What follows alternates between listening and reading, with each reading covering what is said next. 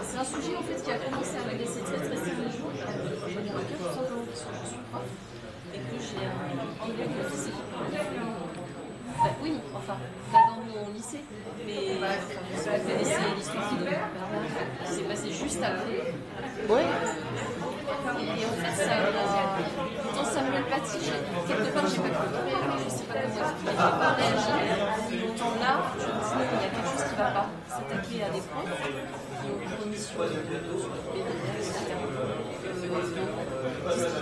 Qu'est-ce qui s'est passé? C'était juste après. Vous allez jouer le rôle du rapporteur? Non. Enfin, Je vous vois prendre des notes. Ben, moi, je ah, bah tant pis. je prends mon petit carnet. Ça commençait à me faire réfléchir à cette situation. Par rapport à la sur le dialogue, notamment sur on va dire un remplacement entre la violence et le dialogue. C'est vrai que c'est quelque chose que je vis souvent avec des collégiens. Quand ils ont quelque chose à dire, c'est pas tout le temps. Encore l'année dernière, j'ai eu un élève qui a reçu un blâme parce qu'il avait donné un point à parce que il a dit qu'il était harcelé, machin, etc. Il a tout en cours. Mais enfin, il n'avait pas su dire attends, arrête de me traiter comme des noms d'oiseaux. C'est vrai qu'il y a une montée de la violence. Oui, oui, ça. Ils ne savent plus parler. Les réseaux sociaux ne sont pas. Ils n'ont plus de vocabulaire, ils n'ont plus de l'art de. Sont à incriminer. Donc vous êtes notre rapporteur, c'est ça? Bah, je vais le faire. J'ai le crayon. Je ne sais pas si les réseaux sociaux sont enfin, quand on commence à s'engager dans un réseau social, à essayer de dialoguer avec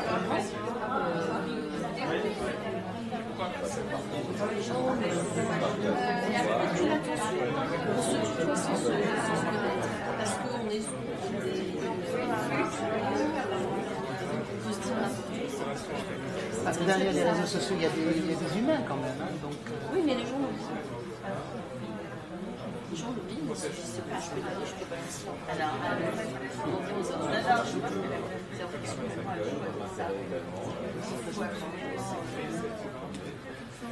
Madame, c'est ça.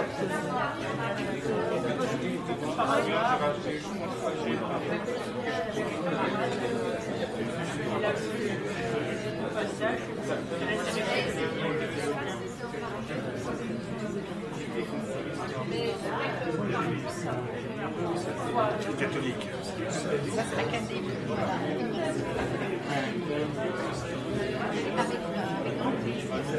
Voilà.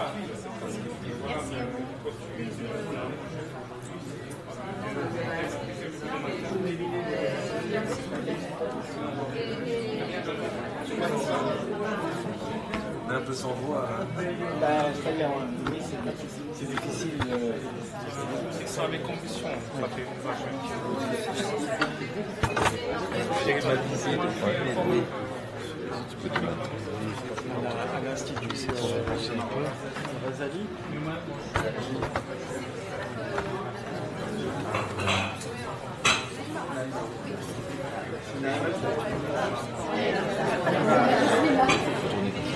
Je m'a informé et je la remercie. C'est elle qui m'a amené à vous envoyer. Vous aurez le même mois.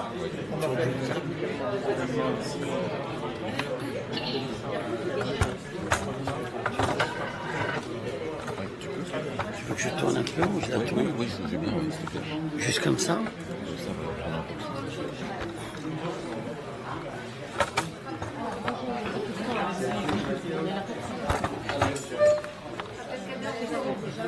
Elle est drôle.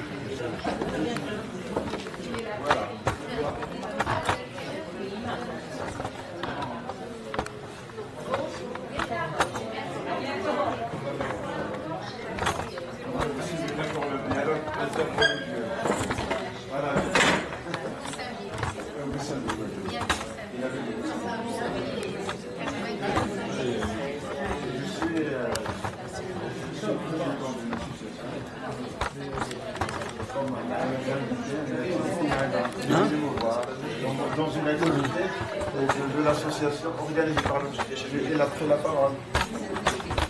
On a parlé de tout ce qu'il fait, même ça. Allez-y.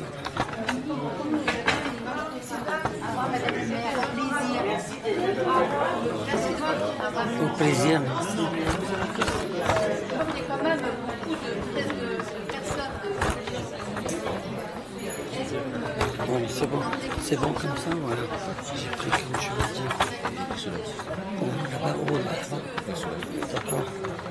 Les invités, leur dire vraiment de passer les rumeurs. Voilà. Mais pas seulement ça. Je me souviens, il y a une émission qui est sortie il y a quelques mois. Est-ce que je peux terminer ce que je dis un peu? Je vous en prie, madame. Comme ça, on peut dire à nos jeunes, stop, arrêtez d'écouter ce qu'il ne faut pas écouter. Voilà, nous on veut la paix, les musulmans veulent la paix, mais il faut que ça vienne des grands. C'est-à-dire qui le grand? Le imam.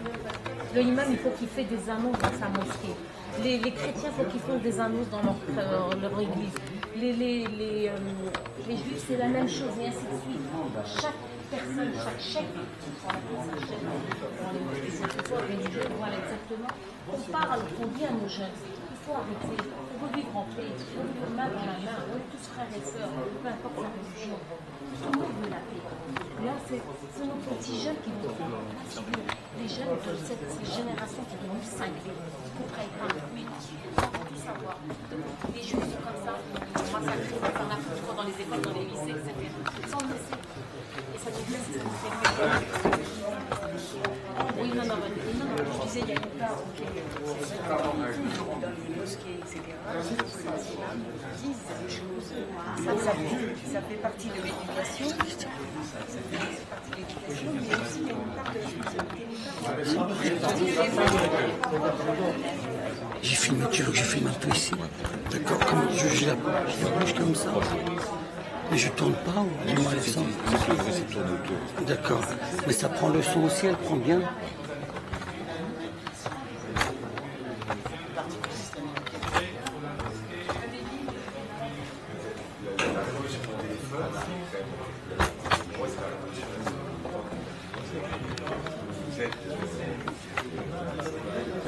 Toutes les 3 minutes, ressortez de l'intériorité extérieure de vous.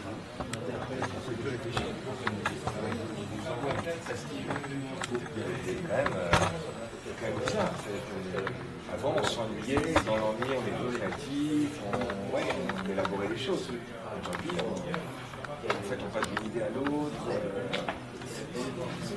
La manière dont on pense maintenant, la prise de même,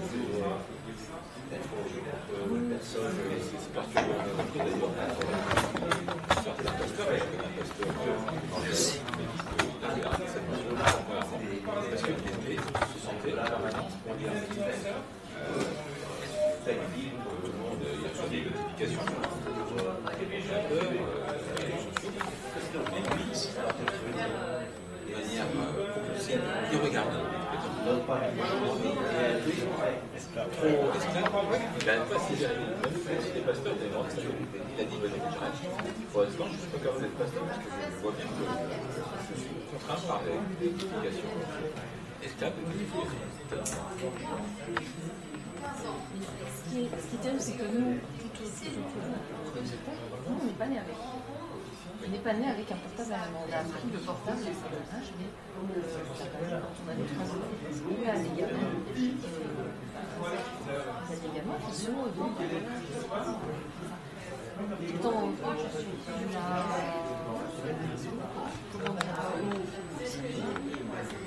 y a des médecins qui alertent là-dessus. Ils disent les téléphones pas avant 3 ans, 6 ans, 3-6 ans, on nous achetait modéré, petit, des écrans, et en fait il y a des parents qui suivent ces conseils et puis des parents qui ne peuvent pas, parce qu'ils peuvent pas ou qui se rendent pas compte de conséquences sur la façon de réfléchir des enfants. Les enfants ont le cerveau sculpté comme ça, sculpté par cette rapidité, et du coup en fait tout ça c'est de la culture en moi, c'est de la réflexion en moi, c'est quelque chose qui est posé en moi, c'est moins de mots aussi, moins de mots vocabulaire, et donc oui, on y va, punchline, ça commence par une Ça commence par une punchline, oui, d'accord. Oui, un truc comme ça. Merci beaucoup. Merci beaucoup. Merci à vous aussi. Merci beaucoup. Bon, merci. Bon, à bientôt. Ouais, C'est vrai. c'était bien là. À bientôt. Enfin, il y a un travail auquel les enfants Je me suis dit que ça aurait été une bonne occasion. pour se dire que le dialogue Ah oui, oui, d'accord.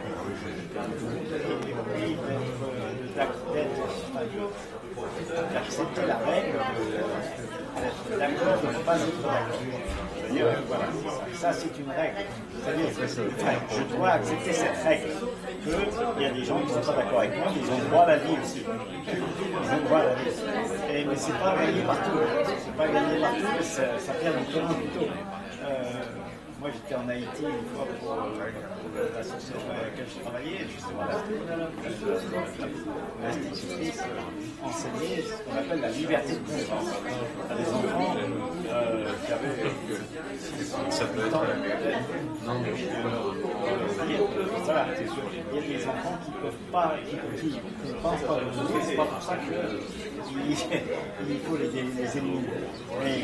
Et en Haïti, bon, la situation malheureusement dégradée c'était très important d'enseigner ça, de dire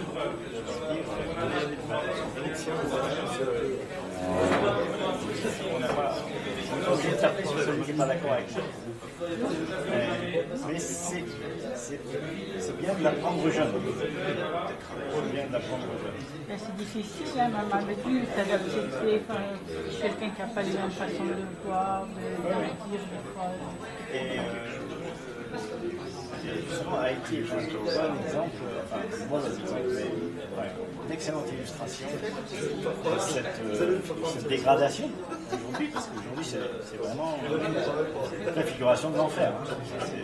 Ah bah oui, en Haïti, là, c'est les gangs qui font la loi en quartier, c'est même pas la peine de la chose. Mais c'est ça. Moi, je pense à Marie Calter qui avait écrit dans, je crois que c'est dans le Mémoire d'Abraham, mais je ne suis pas sûr, que là où, dans son expérience à lui, il avait dit que là où il n'y a pas de vocabulaire, les points sont les seuls moyens de communiquer. Et la richesse du vocabulaire, c'est pas seulement d'être bon, d'avoir des bonnes notes en français, c'est de pouvoir s'expliquer. Dans un groupe très pessimiste. Et alors moi j'ai quelque chose d'un peu optimiste. J'enseigne le français à des gens qui viennent Les choses belles, ils ne veulent pas les voir.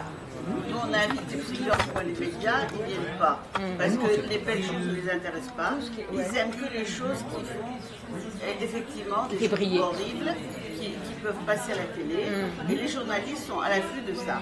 Par contre, on les invite pour des belles choses, ils ne viennent pas. Non, mais ça ne les intéresse pas. Je rejoins ce que tu dis. Parce que quand, par exemple, il y a des reportages à la télévision, ils montrent de belles choses. Il y a des gens qui réussissent très très bien, des gens d'origine étrangère, français d'origine étrangère. Dans les cités, il y a des gens qui sont médecins, qui sont architectes, qui créent des sociétés dans les quartiers. Et ça, on n'en parle jamais.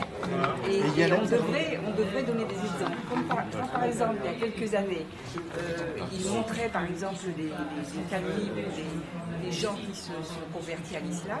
Ils montrent le mauvais côté des choses, c'est-à-dire des gens qui viennent à l'ère primaire, à manger presque par terre, alors que ça n'existe plus tout ça. Et donc on ne montre que le côté extrême des choses. Et on ne te dit pas les belles choses, le succès, tout ça, on n'en parle jamais. Et on ne te dit pas que dans un quartier, tu as 50 gugus qui pourrissent la vie de milliers de personnes. Oui, mais parce que c'est entretenu par une certaine catégorie politique qui dit, et je le pense très fort, je sais que j'aurais peut-être pas dû le dire aujourd'hui, parce que la mère était là, mais c'est les politiques qui entretiennent ce problème. C'est les politiques qui entretiennent, je l'ai dit et je le redirai, c'est les politiques qui divisent pour régner. C'est connu. Ils laissent les gens juste la tête au-dessus de l'eau pour garder le contrôle dessus. Exactement. Moi je sais, je l'ai dit, Plus les médias. j'ai voyagé dans tous les pays arabes. j'ai travaillé pendant des années dans les pays arabes, j'ai jamais eu de problème. Bien sûr. Au contraire. Au contraire. Mais en parlant d'Israël, les gens parlent d'Israël. Combien il y a été vraiment? J'ai discuté avec des gens qui tractaient sur le marché. Il y en a une, je vous dis, vous y avez été? Ah ben non. Il faut voir ce que c'était. C'est l'ignorance, ça. On a un outil formidable qui est bon et qui est mauvais. C'est Internet. On va chercher, on regarde. En Israël, on ne montre pas les belles choses qui se passent en Israël. Parce qu'il y a des communautés musulmanes et des communautés juives qui vivent très bien ensemble, sans problème. Mais ça, ils ne le montrent pas. Par contre, ils vont montrer des choses qui ne vont pas. Parce que ça fait de l'audimat. Je suis partie en juillet à Jérusalem. Quand j'ai vu ça, c'est incroyable. Les trois religions, le matin, l'accent sur le massacre. Maintenant, on inverse le discours. Ça a duré 7 jours. Ça a duré 7 jours. Et après, on a repris dans l'autre sens. Il faut quand même que M. Macron a fait 2 marches avant et 2 marches arrière. Oui, même 3 marches avant.